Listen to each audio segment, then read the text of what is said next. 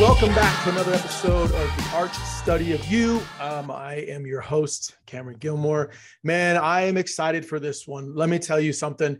I have used this man's book. I have used his planner. I'm super excited. You can see it in his background. You can see it up here on mine. Focus. We're going to open it up and get after it. Craig Smith is an amazing, amazing individual doing amazing things. We welcome him on the show, the Arch Study of You. Craig, thanks for being a part of this project. Let me give you some background. Father of three boys.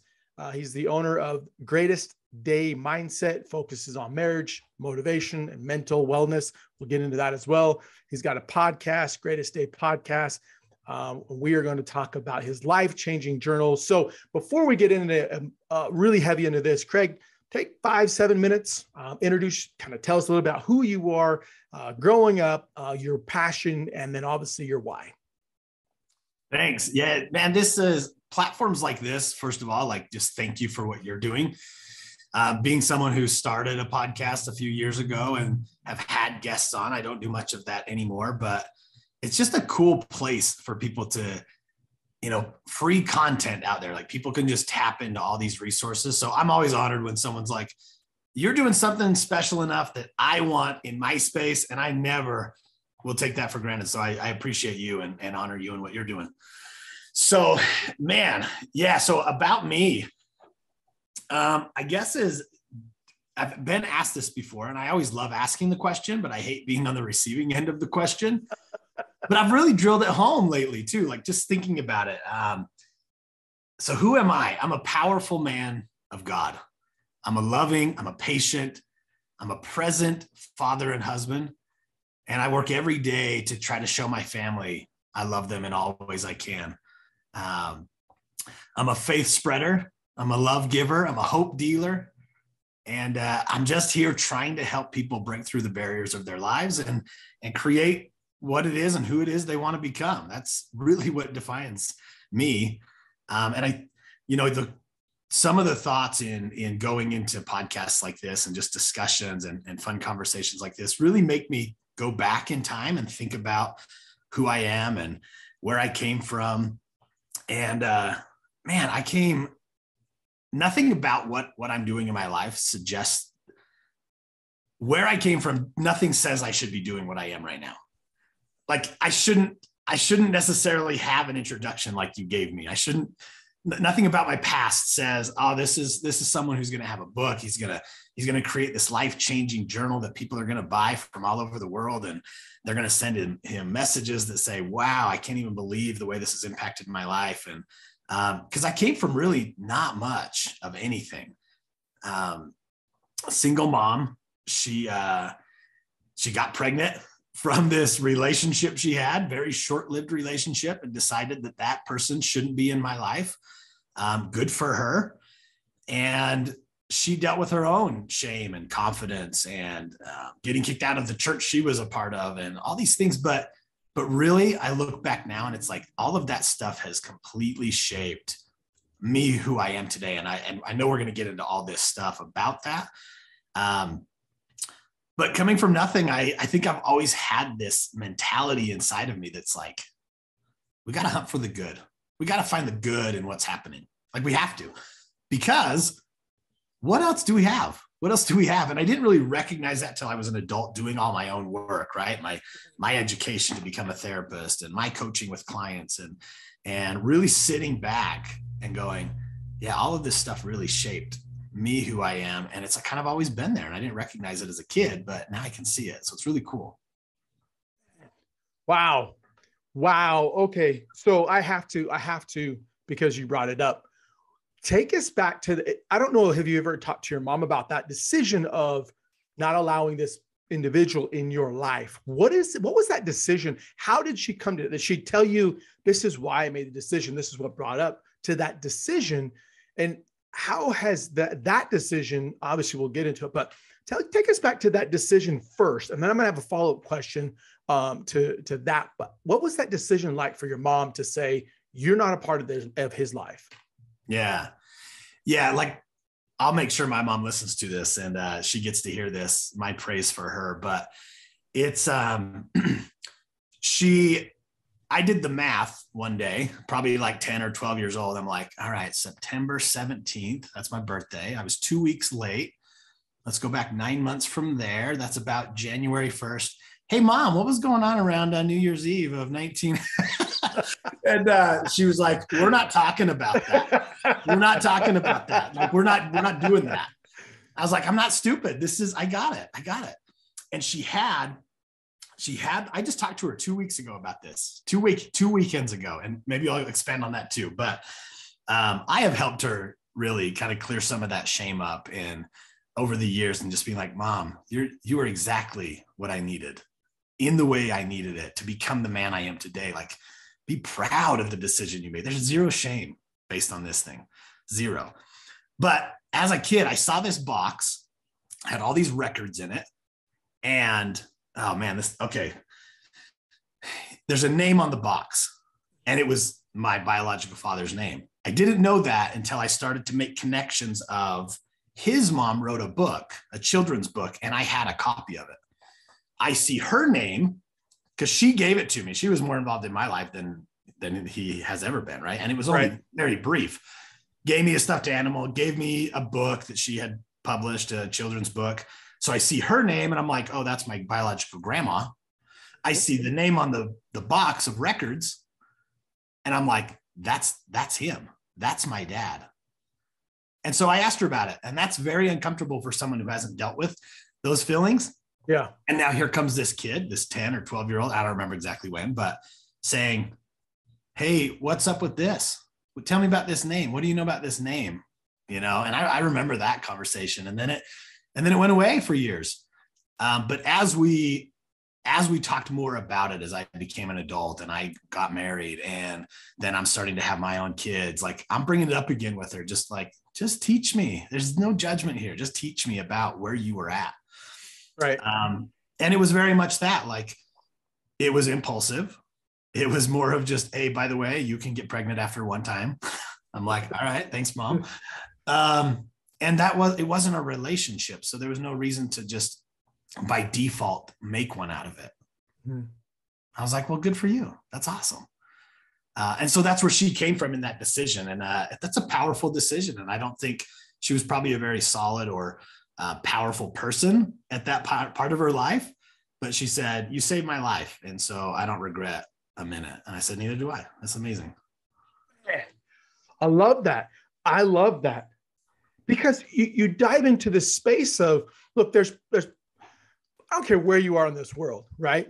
Anybody who becomes has a child or becomes pregnant, at whatever age, right? There's always this stigma around, oh, what did you do? Like, you came up from a great family. How could you do this to your family? Or, well, I mean, your mom was a single mom. Your parents were, separated. Of course, if you just kind of follow suit, right? And this mindset or this stigma in the world of, if you got pregnant at whatever age and you became a single mom, something must have been wrong. You must have done something wrong, or you didn't have the right upbringing, and just spews over into not only to the person, right? Typically it's the woman, right? Because the man just kind of disappears. And then the children become that byproduct, and they feel that, right?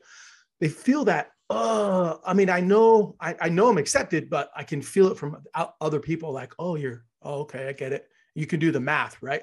So let me ask you this question. How did your mom kind of mold you into thinking past that, or not feeling like you were less than because your mom was a single mom and you probably had friends that had both parents, and they were, they saw this loving family and this nurturing family, and they're like, how did your mom help you get past that? You're good enough. You don't need the stereotypical look, but we can build this together. Yeah. I don't think she did. I don't think she knew how. I don't think, because she didn't feel the worth within herself. She didn't feel that for many years. She's an amazing woman, always has been, but it shows now. But I don't think she did. And there's a really cool study, and I don't know all the details about it. It's been a long time since I was in the school part of my profession, but the ACEs study, Adverse Childhood Experiences, I think is what it's called. Mm-hmm. And from that study, if I remember right, nobody be coming after me with the details of this study, but it's all these like trauma factors, these risk factors of children growing up. You know, you're poor and you don't have religion or spirituality, and you're come from a single parent home, and you live in this kind of neighborhood, all these factors. But what was shown is it only takes one or two to kind of offset all of that stuff. One or two really positive people or role models or protective factors, what we call them, to offset some of those really heavy negative ones. And she was the oldest of 17 kids.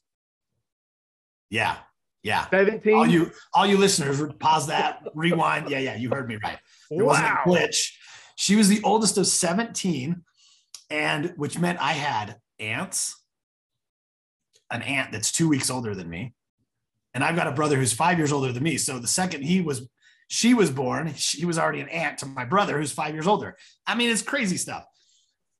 So she's the oldest of 17. I got all these uncles, and some of the older aunts and uncles have kids that I'm in school with in the same grade. So I don't think it was my mom directly, to get back to this question. It was distraction, and it was being with these uncles. It was playing sports. It was gaining confidence in my physical abilities as they grew. It was just getting on with life. It was like, we're not going to stop and pause and like be down about my reality. Although it was always on my mind, I'll be honest. I would see parent teacher conference and I'm like, here's my mom. Oh, and your dad? I don't have a dad. Well, what? No. That's just my mom, like, so it was always there, a part of me. And I would see families and it was like, oh yeah. Okay. Back to life. Right. Like get on with it. So I never really just stopped and paused and let it really impact me in a negative way. So it was less of a direct healing and like empowering, and more of just a get on with life. Let's go. I love that. You said something very, very important, right? It was the community, right? You hear the saying all the time, it takes a tribe to raise an individual. And literally you were a byproduct of that tribal essence, right? Oldest of 17 kids, aunts and uncles that are basically, hey, I'm in school. Who's this? Oh, I mean, that'd be kind of weird, but this whole tribal community came together and rallied together to build you and shape you and mold you to who you are and where you are today, which is, I'm telling you, unbelievable. So let me ask this follow-up. How then did you not allow the circumstance where you came from dictate where you are today? Oh, I love it. That's a great question. Again, I think it's looking back, and we're pretty powerful individuals, like humans. We can do a lot of things that we don't actually know we're capable of doing without knowing that we're even doing it. And so I think it was just one, I didn't know what I was missing because I never had it. So I wasn't caught up on like, my dad left me and now I don't have him anymore. It's like, I didn't have it. It's me and my mom, the end, let's go. Right. So I think part of it was I was never looking back at something that I was yearning for because I missed it. So it was just, I mean, what else is there? Well, so then she did marry when I was 8 years old. And that guy was trash. That guy was not a role model of any sort, except, hey, here's all the ways you should not ever live your life and treat people. Yeah. So he may have been there for a few years, but even then it wasn't anything that like changed me or helped me or pushed me. It was always just like, wake up and do what you have to do to get through today. It was a very survival kind of mindset. And again, I never really faced it until I was like a young adult and like had my own marriage and started to become a therapist. I'm like, man, I should probably look at some of this stuff. I don't know if that answered your question, but no. It was just kind of like when you don't know what you don't have, this is your reality and you just keep going with it. No, you hit on it beautifully, right? You're not sitting there looking over. Anybody can remember the old Tin the Two Man Taylor, right? You remember that old show, and there's his neighbor barely looking over the fence. Yeah, it's not about it. The saying, the grass is not always greener on the other side. You just didn't know what you didn't have because you never had it. And I think growing up as kids, there's this falsetto of, man, I can scroll through and see what everybody else's has. I don't have it. So I'm going to build my wall or build my shell around, well, I don't have it. So this woe is me mental, this attitude of woe is me. And you're like, I didn't know any better. I didn't know it. I didn't have a dad. I didn't have this typical family. I had this massive tribe that kind of helped mold me and shape me. And I think that is fantastic. I'm just glad that you recognize that and now are a beacon for a lot of people. So, dude, let me add this though. Yeah, sure. Let me add this one. And whoever's watching or listening, like, yeah, write this down. Write this down and post it, and you read it every day, and like really drill this into who you become. Just because it could have been different does not mean it would have been better. Just because it could have been different, it doesn't mean things would have been better for you. Yeah, I could have had a dad. He could have been there. She could have decided. I'm not even close to the man I am today, if that's true. And probably for worse. I don't know. Who knows? But just because things could have been different, whatever your situation is, it doesn't mean it would have been better. Man, deep. Look, if you're listening, push pause, write it down, laminate it, put it in the bathroom, put it wherever. That is fantastic, sound advice. So let's now transition from, the growing up, as a child where you are today. I was listening to your podcast, and I want to touch on two of them because it's a phenomenal podcast. You guys need to go listen to it. It's great. The first is in episode 214, right? You entitled it, You don't need more motivation. You need better reasons. Please expand into that a little bit more of why the title and how did this come about of you don't need more motivation. You need better reasons. Yeah. One of the biggest questions I get as a therapist and a coach and like just working with couples and individuals is, man, Craig, how can I be more motivated? Hey, how do you stay motivated all the time? What are you doing to be motivated?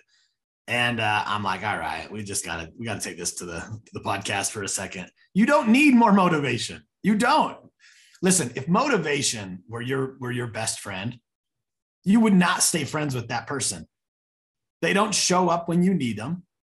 Motivation's not like cheering you on, waiting, ready to high five you out the front door. They're not like on your worst days there to pick you up. They're not. They're fleeting. Motivation is fleeting. It's so fake. It's such a lie. But if you've got a reason, then you can get moving. And sometimes it doesn't even matter what your reason is. Today I'm doing it so I don't die. Like I worked in substance abuse rehab for a long time. And it was like, I literally was told if I keep drinking at this rate, I'm going to die. Not me personally. This is the people I'm working with. Right. Is that a pretty good reason to quit drinking? Yep. Are you motivated? Hell no. I really want to drink. Why don't you have one? Because I'll die. Oh, that's a good reason. And the same thing goes. So if it changes day to day, then it changes day to day. Motivation, we feel like we always just we got to stay motivated. We got to stay in that place. And it's not like, all the reasons of my upbringing, all the reasons of like, I'm not letting my kids have the same kind of problems I had. I'm not like, we're going to upgrade our problems. I'm not going to avoid problems. I don't want to free them of problems and struggle, but let's upgrade their struggles from what mine were. That's a pretty good reason to keep doing what I do. That gets me up in the morning, not motivated. Plenty of times I'm not motivated to go to work, but I got a good reason because my mortgage is still due and my kids are playing club ball and that's expensive and some pretty good reasons, but not motivated. So that's what that's all about. Love it. In fact, actually, look, you said this during the podcast, you go into the mindset of find your reason, right? Once you have reasons, you won't need motivation. You'll have purpose. Oh yeah. Tell us the difference between, and you kind of alluded to it a little bit, but this purpose driven as opposed to motivation driven. I love this imagery. So please bring us into that space of purpose driven as opposed to motivation driven. Yeah. I mean, the thing that changes people is and we've talked before, but is that emotion. The thing that will drive someone to like create actual change in their life is having this emotional response to it. So in all of the, I see you've got Atomic Habits back there. I've got it right there, right? Like other these like change books and these like high performance books, they all say some of the same thing, which is attach yourself to the feeling you're going to have from the behavior, and you're going to be more likely to go after the feeling. You'll go through the steps, not because you're motivated or you want to go through the steps, but because you feel like a purpose of why you're doing that thing, to feel the feelings that you're chasing. That's what that whole purpose-driven kind of life is about. That purpose, chasing the purpose rather than relying on your motivation is, I believe what I'm going to get out of what I'm about to do. And I really believe in what I'm about to do. That will drive. And because I can do that, I'll push through the unmotivated days. I won't rely on my motivation because it's a liar. Right. So how do you develop, how do we get into that space of people helping people understand a purpose, right? Because a lot of times I hear it from people like, I just don't know what my purpose is. Like my purpose cannot be, I wake up, I go to work 5 days a week, work 40 hours a week for 40 years of my life so I can get so someone can tell me how much I'm worth at the end of 40 years to retire on. And this is what I get to live on, right? And that's changed. That was probably great when my dad was, my dad's almost 70, right? That's kind of the mindset, right? You go become part of a union, so you're safe and you're secure. You go to work, you punch a time clock, and you're safe. The purpose has changed. Has changed. How do you help, or how do we inspire people to get purposeful about living a life? Yeah. I'm looking up at my whiteboard right now in my office, and I wrote this today for someone that I saw before our interview. And it says, go where you are celebrated, not tolerated. Say that again. I'm a little slow. Say that again. Go where you are celebrated, not tolerated. You want to find some purpose in life, put yourself in an environment, a marriage, a relationship, a business, any kind of pursuit where you can celebrate the people on the other side and you feel celebrated. That'll light your purpose up, I promise. Anybody, pause right now, look in your life where you're sitting right now. Do you feel celebrated or more tolerated? Well, then you're not going to find your purpose. If you're just sitting in a place where you're constantly, it's just a level of tolerance that has to be offered today just to get through. Your purpose isn't in there. Your purpose is where you can be celebrated, where you can celebrate others, and you can feel, again, feelings, right? And I'm a therapist. I know this whole feeling thing is, but it's about the emotion. People attach themselves to something emotional, an event in their life that is emotional, right? Like, what's that Disney movie? Oh man, I forget, but there's the core memories, like the anger, and then there's a sad, my kids will be like, Dad, that's what it is, but it's Inside Out. Come on. Inside Out. There you go. I know, I'm terrible. I'm so bad, but it's that emotion, right? It's that purposeful feeling that I feel I'm being fulfilled, right? And I love that. I love that. I'm going to go back and re-record or listen to that, because that's such a powerful saying. What feedback do you get when you help people discover their purpose? What feedback are they giving you? Like, Craig, you're the greatest. You saved my life. Or now I actually have a focus and driven. Well, what is that process like? What is that feedback you're getting by helping people discover their true purpose? Yeah. One of the most recent feedback I got, which it empowers me, right? Even just doing this work with people, I'm lifted up. You reaching out and having me on here and me having to dig in a little bit to think about me helps me. So helping people actually is a self-fulfilling thing. I'm like, I know you think you're here for me to help you, but ultimately it's a selfish thing. I'm just kidding. But this person said, chasing that feeling that I want to have at the end of the weekend, I did it finally. And I'm excited about Monday morning. I've never said that in my life. That's what this person says. I've never been excited about a Monday in my life, but I went after like this sense of fulfillment. I actually have a worksheet. I put a lot of my clients through a fulfillment worksheet, my balloon theory of life. Maybe we'll talk about it. But yeah, that was the feedback, was like, wow, this is a really cool feeling. I chased fulfillment. I had some celebratory moments, not just tolerated another weekend of like, let's get through it. And I'm actually excited to get up in the morning.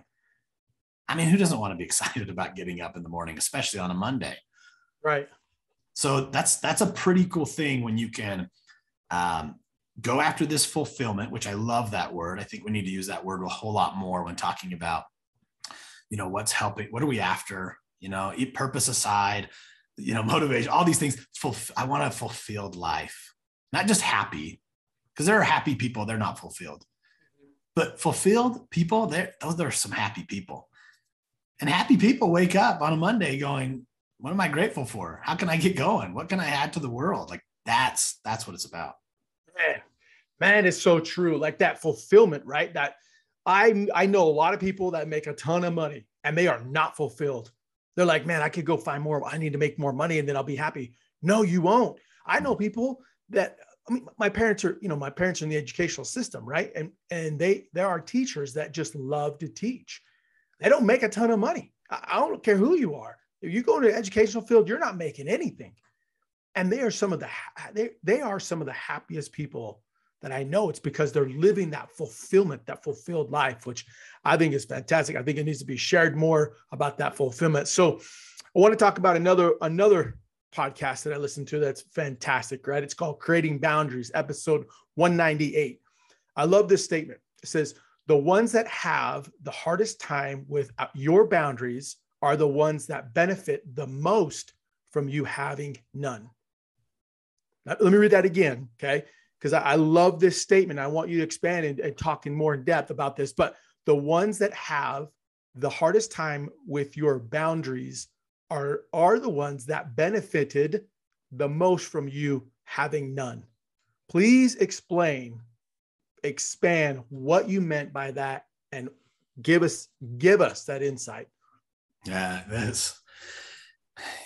boundaries were a new thing for me, and it will be for all of us. We've always got to update our boundaries. And once we do that, it's going to change some relationship dynamics in your life. It's going to change. I mean, I work with couples a lot, right? So just a quick example, like we're going to go with the stereotype here. We're going there. So don't get butthurt about this. But the physical touch driven man is too handsy for his wife. She becomes empowered and is like, hey, this is great, but not in the way you do it. So no more. Like, you don't just get to do this and wherever and whenever you want. He is going to have a negative response to that because he no longer benefits from the lack of the boundary that was there. Now the boundary's up, which is on my personal space in my body. And now he's going to he's the one who's going to react different to that. He's going to have the problem with it. She's not. But then it starts to create these hard points in our relationships. So that's just an easy one to go to. But it goes for anything, right? It's like even family relationships. And I've had this too, where it's like, we will no longer be attending that thing with the family. Like, we're not going to go to that anymore. It just doesn't align with, and there's all sorts of noise. Like, what? You can't not show up to that. You can't. But the people who are being offended, the people who are hurting the most, they're the ones who are benefiting the whole time anyway. If they really, truly cared, they'd be like, I didn't know that was causing a disruption in your life. I'm sorry for that. Yeah, you shouldn't come. But they're not saying that because they're only thinking of themselves. They're only thinking, this is going to make me look a certain way. This is going to make me feel a certain way. Me. Because boundaries, really, that's what it's about. Is if the people who respect them, they got no problems. It's because they honor it. They honor it. So yeah, people will start setting boundaries physically, emotionally, maybe with your time. You protect your time a whole lot more. I'm getting way more into that, as I get older, my kids get older. My business is getting more established. It's like, nope, I got to have more protection of my time. I think some of my clients aren't going to like that too much. There's going to be some pushback. Hey, wait a second. I thought we could meet at, late at night. well, we could, but not anymore. And they're not going to like that because now it inconveniences their lives. Right. Right. I have a tendency to ramble. So just put your hand up and cut me No, off if I keep going. no, That's no, what this no. is all about, though. Because healthy boundaries is what we need, right? People that look, the victim, right? The victimizer, and then the hero. Like, I mean, we got to create some kind of boundaries. And at a young age, if we aren't taught how to create boundaries. We're not. Think about, I mean, don't talk to strangers. Oh, okay. Who's a stranger? But yet, hey, you need, be friendly. But you said not to talk to any strangers, right? Yeah. Well, what happens, you could get kidnapped. Oh, okay. But who's going to kidnap? Like, what does that look like? What are these boundaries, healthy boundaries? Because there's really unhealthy boundaries and there's really, really healthy boundaries. And I love that. Let me ask you this question about family boundaries, because we hear a lot about this, families that are really in each other, intertwined in everybody's lives, right? And you got to be part of this and you got to be part of that. And, oh, you missed this. And oh, you must not like the family anymore. Like, what the heck?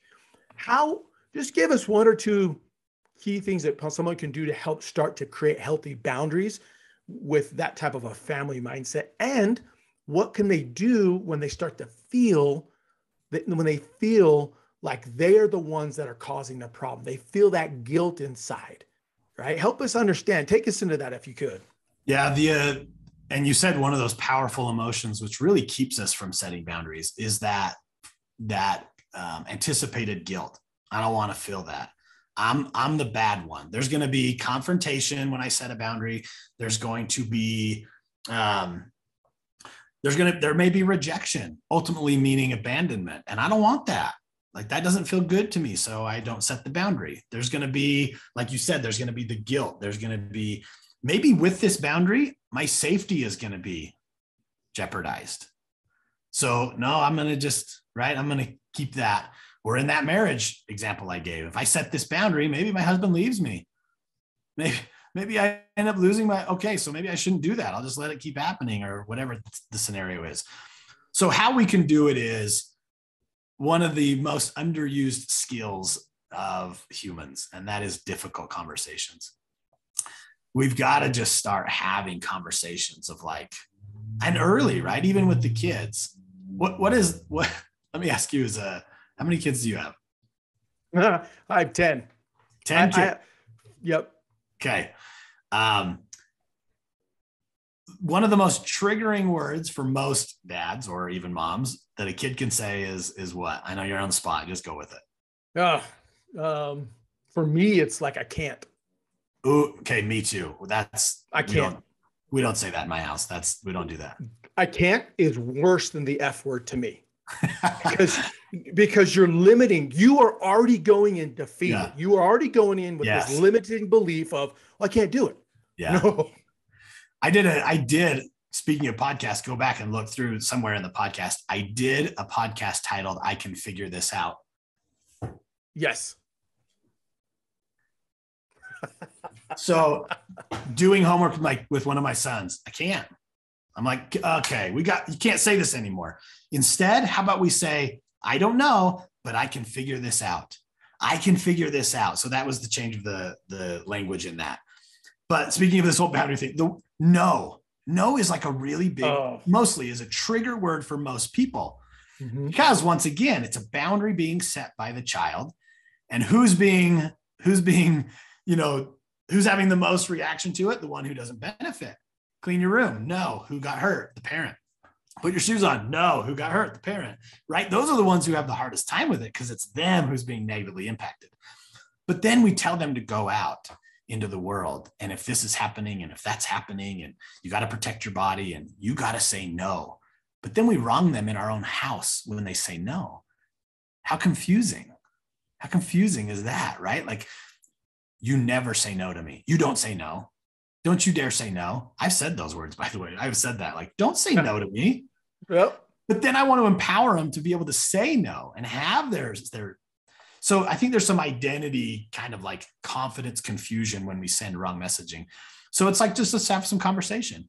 What do you mean by that? No, son, talk to me. Talk to me. What's happening? Why the no?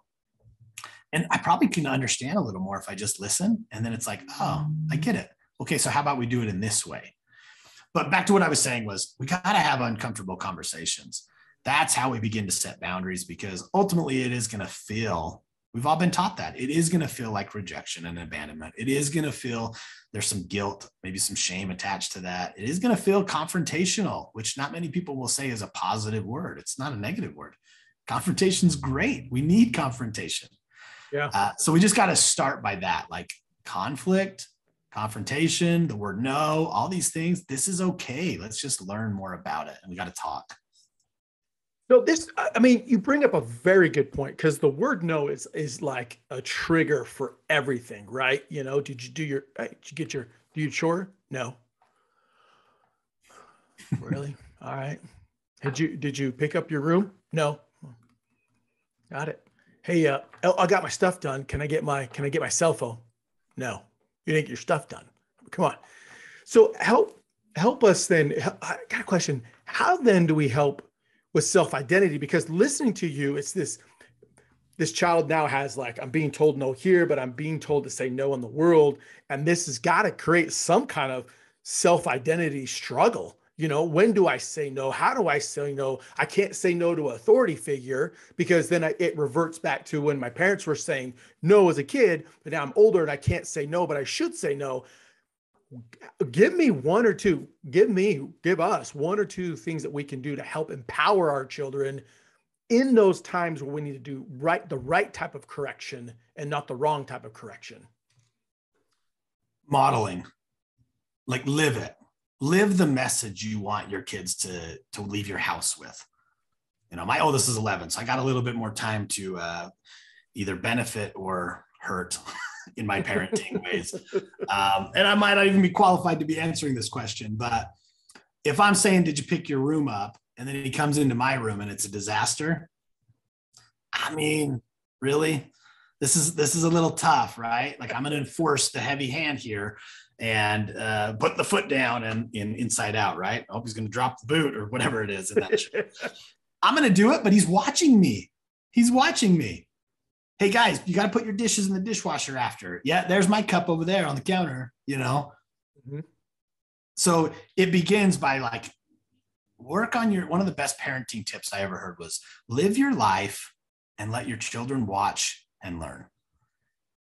There's some danger in that. So you better live your life well, but always doing your best, right? Like, oh, I understand. And then you have more compassion, by the way. If I can have that for myself, then when I'm asking this stuff of our, you know, my kids, then I can have a little more compassion and understanding, be like, oh, I get it. How about by the end of the week, we got that room tidied up? Is that fair? You and me both, buddy.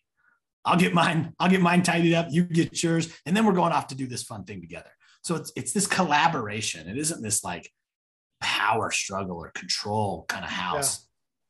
Yeah. But I think that's the biggest thing in everything is we're just modeling. Man, I love that. Just model the life you want your children to live by the way they see you live. I absolutely love that. I'm not going to remember that at all, so I'll have to go back and re-listen to what I just said, and I'll make sure I send it to you. Yeah, I want it. That's good. The reason why I chose these 2 episodes is there's many of us, right, that wish we could set boundaries with people, whether it's in family, out of family, couples, parents, whatever it may be. Better mental empathy is what I'm hearing. Better mental empathy towards ourselves, right? First, how can we be empathetic with somebody if we can't be empathetic with ourselves? Those that are feeling not accepted or less than, or those that, you know, we try to model after something else. So let me ask you this: power of journaling, right? The power of journaling, right? How does journaling, and what better person to answer this than someone who preaches and teaches, and we'll open this up in a second, but how does journaling empower us? You're speaking my love language now. If we were on like, you know, a live video on Instagram, I'd have all those heart eyes popping up right now. I love it. And I love it. Journaling is, and go back to boundaries, right? Like my kids more than often will wake up and see me with my journal writing in the morning. Or at night, my wife's like, hey, are you still going to journal? Like, it's just kind of built in now, right? So that's a boundary that I haven't even like had to enforce. It's just an expectation that's been set. But it's that time, again, modeling, right?